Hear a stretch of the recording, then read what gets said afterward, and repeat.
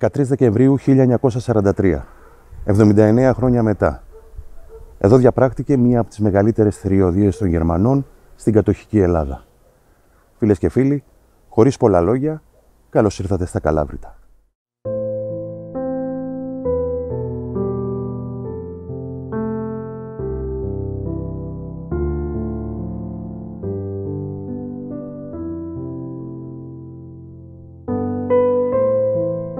Η επιχείρηση Καλάβρητα συγκαλύφθηκε κάτω από το μανδύα των Αντιπίνων για την αντίσταση των Ελλήνων.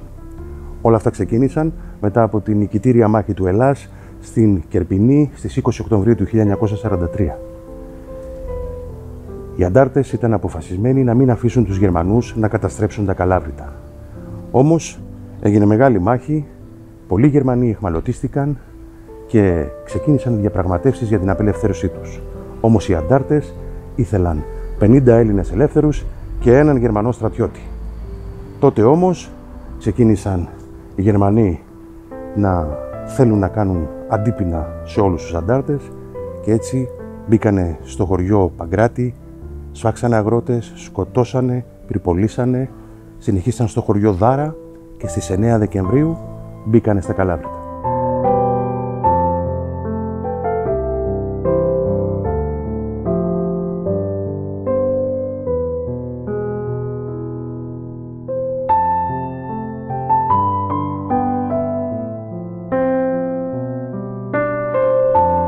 Στη συλλογή του μουσείου περιλαμβάνεται πάσης φύσεως υλικό που σχετίζεται με την πρόσφατη ιστορία των Καλαβρήτων.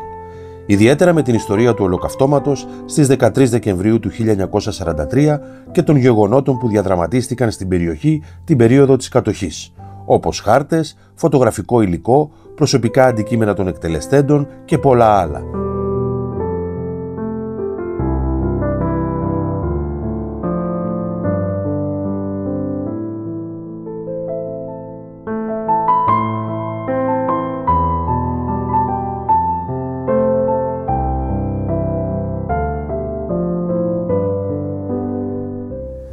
Οι Γερμανοί συγκεντρώνουν τους πολίτες εδώ, στον προαύλιο χώρο του Δημοτικού Σχολείου. Διαχωρίζουν τους άντρες από τις γυναίκες, τα παιδιά και τους γέρους. Και όσοι ήταν άνω των 14 ετών, οδηγούνται στη ράχη του Καπί για εκτέλεση.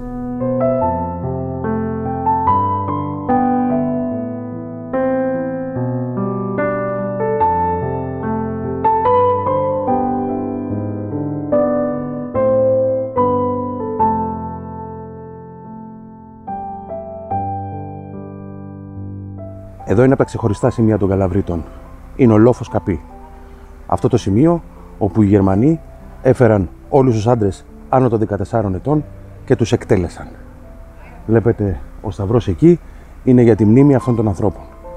Και πλάι σε αυτές τις στήλες υπάρχουν τα ονόματα των οικογενειών που έχασαν τη ζωή τους από τους Γερμανούς.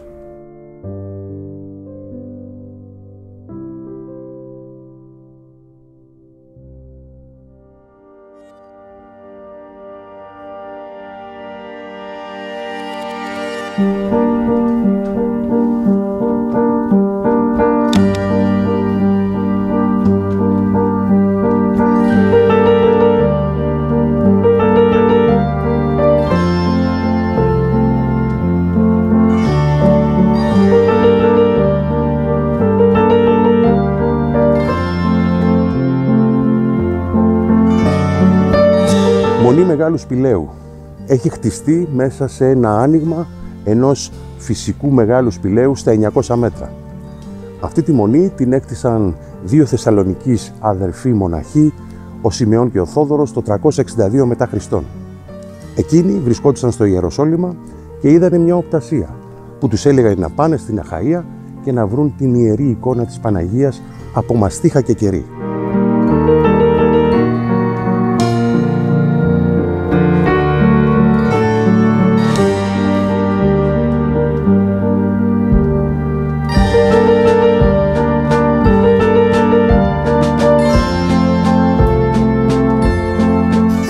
Το 362, μετά από πολλές περιπλανήσεις, βρήκανε μια βοσκοπούλα, την Εφροσύνη.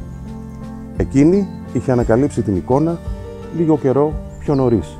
Έτσι λοιπόν πήγε τα δύο αδέρφια στο μεγάλο σπήλαιο και τους έδειξε την εικόνα. Αυτό το μοναστήρι που βλέπετε πίσω μου έχει παίξει σημαντικό ρόλο στις εξεγέρσεις κατά των Τούρκων. Δέχτηκε πάρα πολλές επιθέσεις, αλλά δεν κατακτήθηκε ποτέ.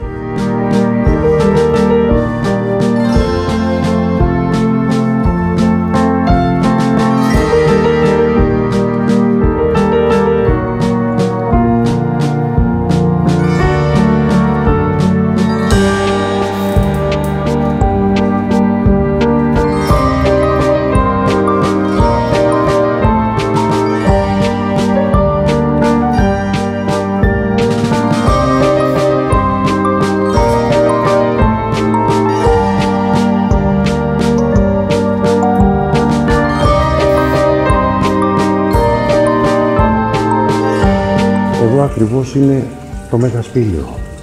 Εδώ λοιπόν η Εφροσύνη η Βοσκοπούλα έφερε τα δύο αδέρφια και τους έδειξε την εικόνα της Παναγίας που ήταν φτιαγμένη από μαστίχα και κερί. Δείτε πόσο μαγικά είναι μέσα εδώ στο Μέγα Σπήλαιο. Πραγματικά απίστευτο.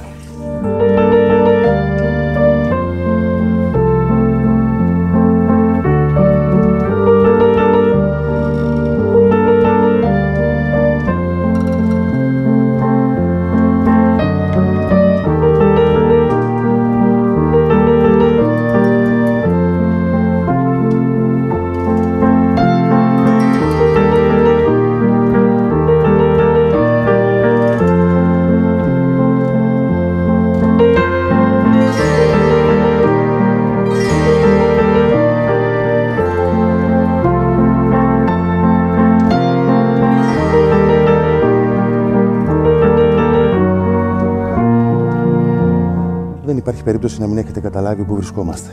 Η Ιερά Μονή Αγίας Λαύρας. Χτίστηκε το 961 μετά Χριστόν από τον μοναχό Ευγένιο. Κάηκε το 1585 και η αρχική της θέση ήταν 300 μέτρα νοτιοδυτικά από τη σημερινή. Ένας καλαβριτινός ράπτης, ο Ιωάννης, νιώθοντας απογοητευμένος από τις απιστίες της γυναίκας του, ήρθε εδώ να μονάσει και έτσι ξαναέκτισε τη μονή. Βέβαια, ξέρετε τι φυλάσσεται μέσα εδώ? Το Ιερό Λάβαρο της Επαναστάσεως του 1821. Πάμε λοιπόν να δούμε αυτόν τον ιερό τόπο.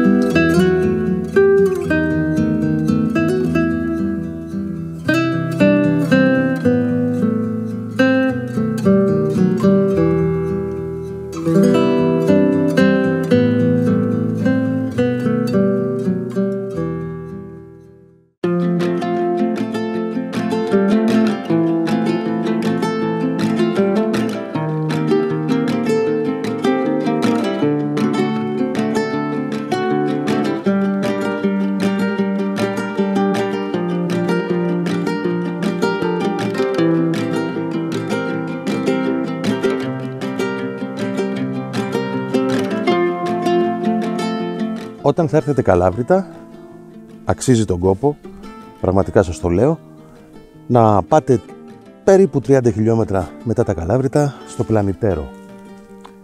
Εδώ είναι ακόμα ένα ιστορικό χωριό που βέβαια θα σας μαγεύσει το ποτάμι που έχει κάτω, τα πλατάνια, αυτή η απίστευτη ομορφιά και θα μπορέσετε εδώ στα εστιατόρια της περιοχής να φάτε πέστροφα, γιατί εδώ έχει ιχθυοκαλλιέργειες πέστροφας. Οπότε στο Πλανητέρο οπωσδήποτε έρχεται όποιος επισκεφτεί τα Καλάβρητα.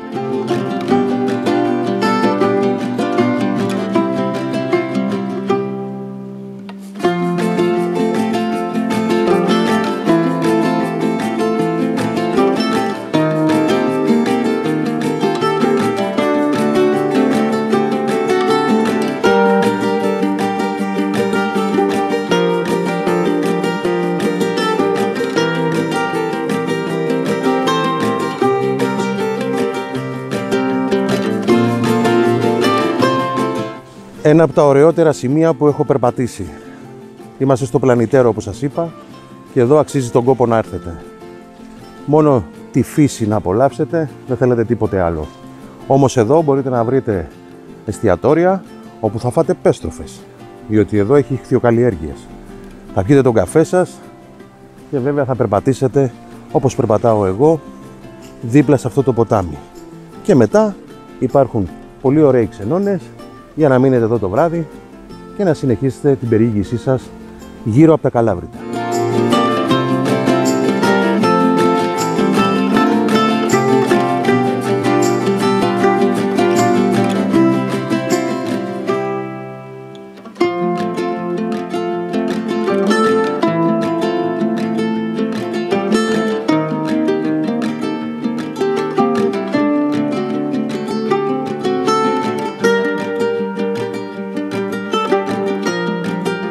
Τώρα, πραγματικά, θα μου πείτε μπράβο. Κοιτάξτε πίσω μου, τι βλέπετε? Ένα πλάτανο. Τι είναι μέσα? Η Παναγία η Πλατανιώτισσα. Πάμε να δούμε πώς υπάρχει αυτή η εκκλησία μέσα στον πλάτανο.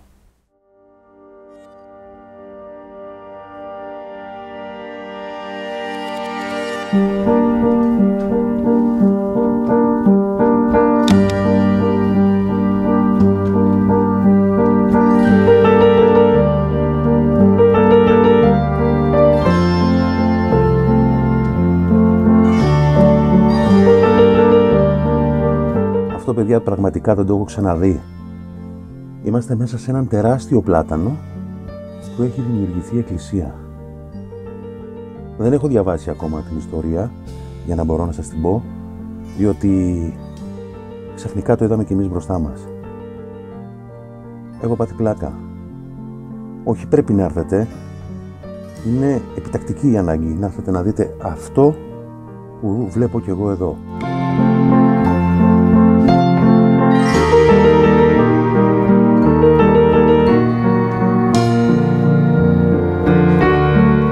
Αυτή, ρε παιδιά, τελικά είναι η Ελλάδα μας. Πείτε μου πού αλλού υπάρχει αυτό το πράγμα. Δεν υπάρχει περίπτωση να μην έρθετε στην Παναγία Πλατανιώτισσα. Πραγματικά είμαι σοκαρισμένος.